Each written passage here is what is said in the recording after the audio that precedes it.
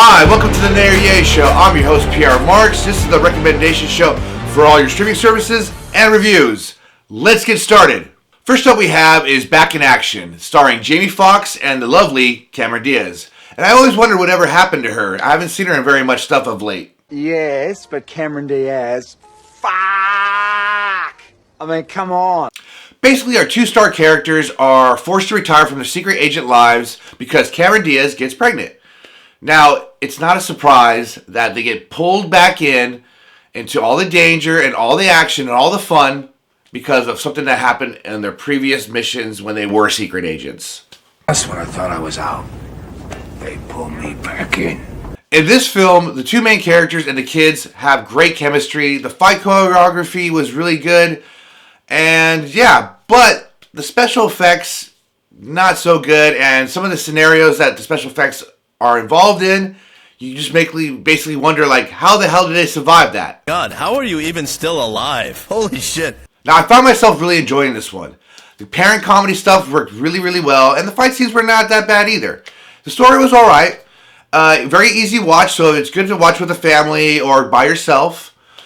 But during the third act, the CGI was so horrendous that it just took me completely out of the movie. And I'm going to have to give this one a nay. Second up we have is Sinners. This stars Michael B. Jordan and he plays twin characters. Now these twin characters leave their criminal lives behind. They come back to their hometown to reunite with past lovers and family. And it all gets ruined with violence and terror when a vampire shows up to ruin everything. Dude, are you fucking this up? Who is that? What the fuck's going on? You fucked it up! You fucked it up! Now, there's no surprise that in a movie like this, there's a lot of violence, a lot of sexual content.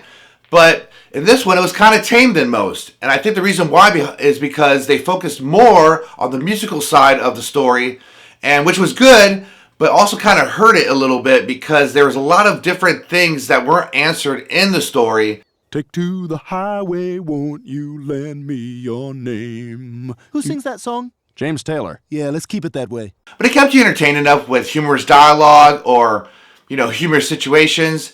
I think they just really wanted you to be really invested in these characters so you could see them succeed when shit goes sour. Maybe for once I'll win. In the end, though, I just felt this movie was poorly paced.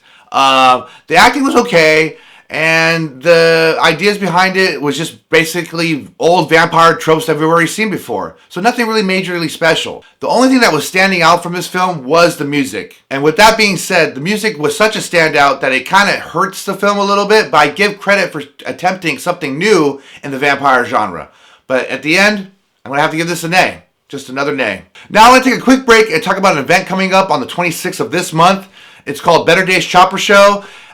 Basically, they're going to showcase a lot of cool 80 vintage motorcycles, and they're going to have vendors there. They're going to have food there. They're going to have music, and it's going to be a great, great time. So if you're around the Bay Area in California and you have nothing to do around that time, then I'd say go check it out. I'll put a link down below so you can get more information, and it should be a great, great time. So link down below, check it out, and go to that event. Last up we had was recommended to me by my buddy Drew. It's a Greek movie called Dogtooth. Now, it's a movie about a father and his drastic attempts to shelter his kids from the outside world and control them. Now, they are not allowed to leave a compound that they live in and are told and fed lies by their father, and it's all about the ramifications of what happens when they basically question things.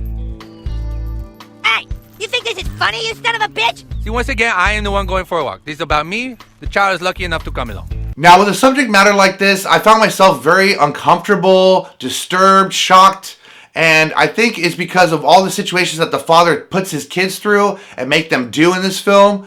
Basically, I don't know if this movie was trying to be weird for the sake of being weird. I'm not weird. You're weird. You guys are being so weird. Now, this film does stand on its own, though, and I think its reason behind it is because of the location. It's basically all in one spot. It looks really good for using only one camera and one lens. The acting is pretty good, too, especially from the children's characters.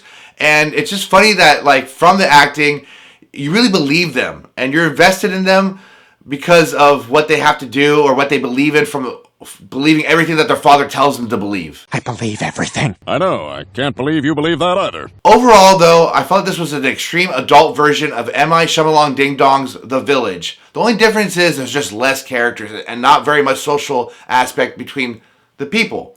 Now, with that being said, this is not a film for the faint of heart. And if you don't like disturbing stuff, then don't watch this film. But if you're a film buff, I would say definitely check this one out. And for that alone, I'm giving this a yay. Definitely a yay. Well, that's all the time we have today. I hope you enjoyed the show today. And if you liked what you saw, please hit that like and subscribe button. Also, if you liked any of the films we discussed, please leave a comment down below. As always, I hope you have a lovely weekend and lates.